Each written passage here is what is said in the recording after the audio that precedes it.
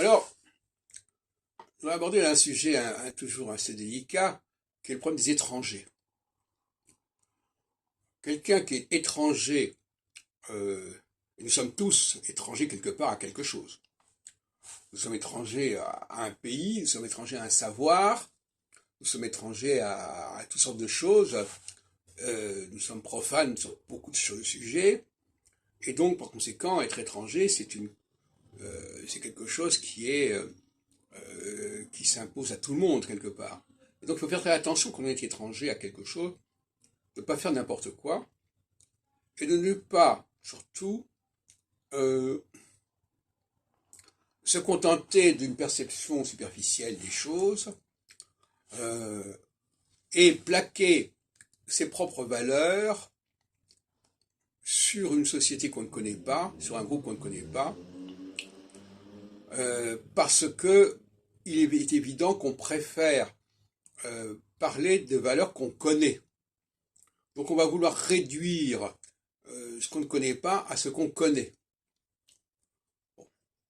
Alors par exemple, je vous donne un exemple vécu. Un étranger en France qui ne connaît pas, qui ne sait pas exactement quels sont les critères de différenciation sociale entre les gens, va s'en tenir à des différences qui lui paraissent objectives.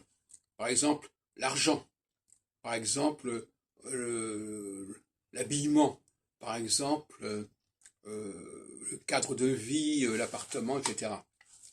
Parce qu'il n'est pas capable d'apprécier des valeurs beaucoup plus subtiles, qui sont celles de la domination intellectuelle, de la domination langagière, et par conséquent, il va vouloir réduire cela. Et cette réduction, elle est assez impuissante, parce qu'on sait très bien que ce n'est pas le bon critère.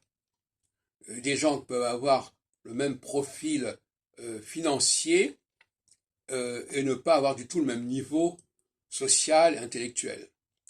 Donc, il part sur une fausse piste, il fait de fausses appréciations, cet étranger que nous sommes tous quelque part, et le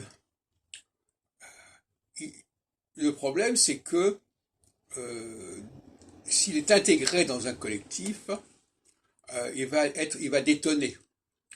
Il ne va pas comprendre, par exemple s'il s'agit de lire quelqu'un, il ne va pas comprendre les critères qui sont nécessaires pour le choix, et il va opter pour des critères qui ne sont pas pertinents.